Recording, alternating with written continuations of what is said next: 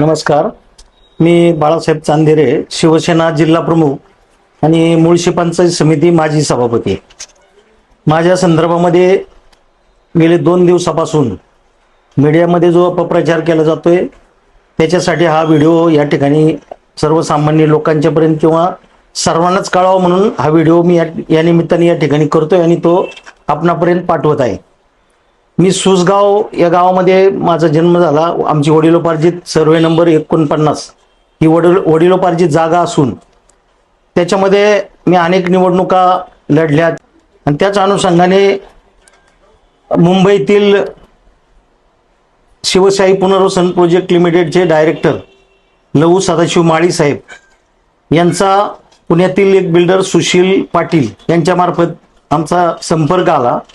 खरं म्हणजे लहू माळी यांनी 10 गुंठ्यापैकी 8.5 गुंठे जागा विकत घेतली होती. त्यावेळेस माझे वडील हयात होते.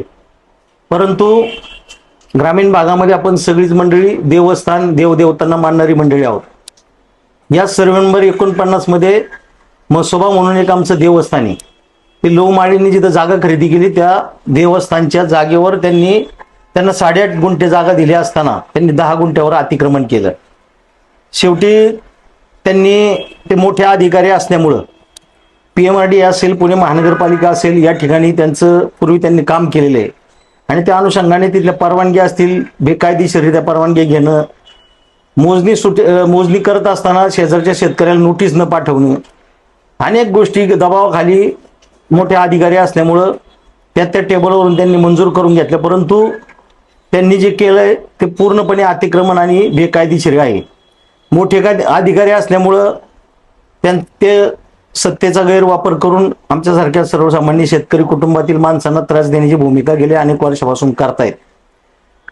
हे सर्व करत असताना अनेक मंडळींनी गेल्या 2 महिन्यापासून हा प्रकार चालू आहे. अनेक मंडळींनी मध्यस्थी केली, आमचं कॉम्प्रोमाइज करण्याचा प्रयत्न केला. माळी साहेबांनी बरेच वेळा त्यांच्या मुंबईच्या ऑफिसला मला बोलून घेतलं. पुणे महानगरपालिकेचे नगरसेवक प्रशांत बदे यांच्या ऑफिसमध्ये मला बोलून घेतलं. ठाकूर शेठ कुदळे माजी नगरसेवक यांच्या मार्फत सुद्धा मिटिंग केली. माझ्या हॉटेलवर एकदा मिटिंग केली. अशा बरेच ठिकाणी मिटिंग करून त्यांनी माझ्यावर दबाव आणण्याचा प्रयत्न केला. परंतु हे सर्व करत असताना परवाचा जो प्रसंग झाला तिथं आमच्या देवस्थानवर त्यांचे कामगार कुठं कचरा टाका, स्टील टाका असे ज्या वेळेस प्रकार करायचे त्यावेळेस आम्ही तिथं जायचो आणि तिथलं कचरा काढणे किंवा स्टील असेल, सिमेंटच्या गोण्या असतील ते काढण्याचं काम आम्ही करायचो. असं दिसाड करायचो. आम्ही तिथं जायचो. मग ते लगेच 112ला फोन करायचे. जवळजवळ या महिन्यामध्ये 112ला 10 ते 12 वेळा कॉल केले त्यांनी, की लगेच पोलीस तिथं हजर. आणि 112 कॉल केल्यानंतर पोलिसांनी शहानिशा न करता, काही पोलीस करायचे पण काही पोलिसांनी शहानिशा न करता केवळ मोठे अधिकारी असल्यामुळं त्यांची बाजू किंवा त्यांची भूमिका मांडण्याचं काम त्या निमित्ताने त्या ठिकाणी केले. मी 30 तारखेला त्यांच्या विरोधात एक तक्रारी अर्ज बावधन पोलीस चौकीला दिला होता. त्या तक्रारी अर्जाचा कुठल्याही प्रकारचा विचार झाला नाही. त्या तक्रारी अर्जामध्ये मला जे आता म्हणायचे मी सगळं उल्लेख केलेला होता. आणि मुंबईला परवा आम्ही सचिन आहेरांची उपसभापतीपदी निवड झाल्याबद्दल आम्ही तिकडे गेलो होतो. विधान भवनातही होतो आणि सगळ्या ठिकाणी फिरत आम्ही जेवण करून पुण्याला आलो. पुण्याला आल्याच्या माझ्या हॉटेलवर माझे पर्सनल बॉडीगार्ड आणि माझ्या मित्रांना सगळ्यांना उतरवलं तिथं. आणि तिथून घरजवळच असल्यामुळं मी म्हटलं आता 2 मिनिटात आपणच गाडी चालवून घरी जावं. मी ज्यावेळेस घरी निघालो त्यावेळेस तिथं रोडलाच आमचं ते देवस्थान असल्यामुळे मी ते थोडंसं डोकवलं. मला संशय आला काहीतरी ते लाकडं टाकल्यात आणि मग ते लाकडं टाकलं. ते मी लाकडं तिथं 2 त्यांचे कोणतरी त्यांचे कामगार म्हणा किंवा 2 लोक होती, त्यांना म्हटलं अरे देवाच्यावर टाकलेलं काढ. आम्ही काढून घेतलं त्यांच्याकडनं. त्यानंतर तिकडनं 3 मुलं आली आणि ही 2 अशी 5 लोकांनी माझ्याशी झगडा केला, मला मारण्याचा प्रयत्न केला. त्यातमध्ये आमची धक्काबुक्की झाली सगळ्या 4-5 जणांची माझी. ते झाल्यानंतर ती मंडळी पत्र्याचं एक कंपाऊंड ज्या पलीकडे गेली सगळी. तिथं लहू माळी यांनी पाठवलेले 10-12 गुंड त्यात ते दबा धरून बसले होते. त्यांच्याकडे हत्यारं, तलवारी, स्टिक वगैरे सगळ्याच वस्तू होत्या. ते सगळे माझ्याच अंगावर एकट्याचे आले. गेले 25 वर्ष झालं माझ्याकडं पर्सनल मला लायसन आहे, परंतु 25 वर्षामध्ये कधीच मला त्या वेपनचा वापर करण्याचं म्हणजे केलाच नाही. मी राजकीय जीवनामध्ये एका चांगल्या कुटुंबात जन्मालेलो किंवा राजकीय क्षेत्रामध्ये चांगलं काम करत असताना असे समाज विघातक लोकांनी निश्चितपणे त्रास देण्याच्या भूमिकेतून माझी बदनामी करण्याचा प्रयत्न या निमित्तानं केला जातोय.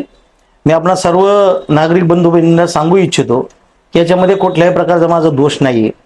तिथून पुढे गेल्यानंतर ती माणसं ती जी मुलं आहे गुंड सगळे, ते गुंड हे नामचिन, त्याच्यामध्ये 2 तर असे गुंड आहेत की त्यांच्यावर मोठे मोठे दरोडे असतील, मर्डरचे, हाफ मर्डरचे केस असलेले 2 गुन्हेगार त्याच्यामध्ये आहेत.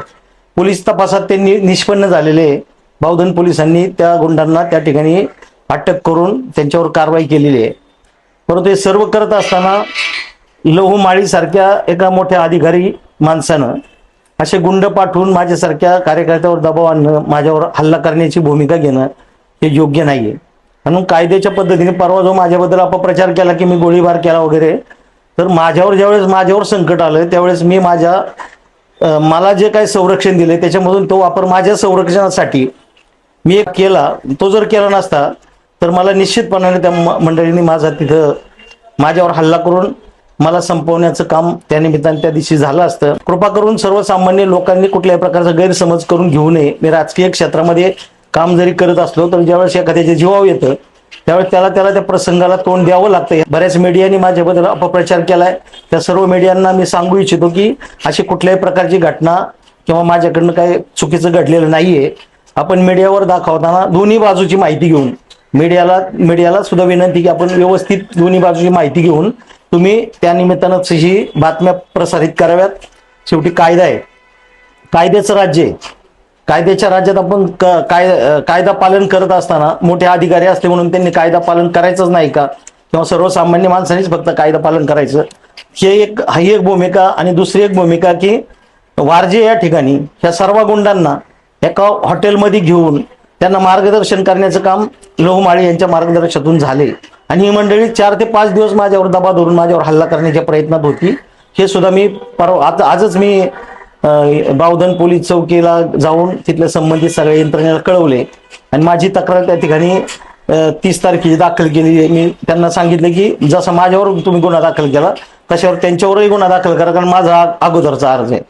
मोठे अधिकारी असले म्हणून त्यांनी काही गरज त्यांचा तुम्ही जर अर्ज घेणार नसेल तर ते योग्य नाहीये. तरी मला बावधन पोलीस चौकीने आश्वासित केलेलं आहे की आम्ही त्यांच्यावर सुद्धा कारवाई करण्याची आज कारवाई करू, अशा प्रकारचं त्यांनी आश्वासन मला दिलेलं आहे. परत एकदा सर्व नागरिक बंधू भगिनींना, सर्व मीडियाला मी सांगू इच्छितो की माझ्याकडनं कुठलंही चुकीचं कृत्य घडलेलं नाही, घडणार नाही. भविष्यामध्ये मलाही राजकीय क्षेत्रामध्ये अनेक ठिकाणी काम करायचं, भविष्यात राजकीय क्षेत्रात माझ्यासारख्या कार्यकर्त्याला भविष्य आहे. त्यामुळे त्या अनुषंगाने आपण सगळ्यांनी माझ्याकडे पाहावं, वेगळ्या अँगलमध्ये माझ्याकडे बघण्याचा विचार करू नये. मी त्या क्षेत्रातला नाहीये, फक्त मी माझं संरक्षण करण्यासाठी तो परवाचा प्रकार घडलाय एवढंच तुमच्यापर्यंत पोचवतो. आणि पक्षाच्या संदर्भामध्ये शिवसेना पक्ष असेल, भाजप असेल किंवा आमची महायुती असेल, यांना बदनाम करण्याचं काम काही प्रसार माध्यम करतायत. हा शेवटी राजकीय स्टंट नाही, हा वैयक्तिक माझा आणि त्यांचा विषय आहे. त्यामुळे पक्षाला कुठेही, शिवसेना पक्षाला गालबोट लागेल अशा प्रकारची वक्तव्य मीडियाने करू नये एवढंच या निमित्ताने सांगतोय. तुम्हा सर्वांना परत एकदा मनापासून तुमचं आभार मानतो. एवढी व्हिडिओ माझी ऐकून घेतल्याबद्दल धन्यवाद. जय हिंद, जय महाराष्ट्र.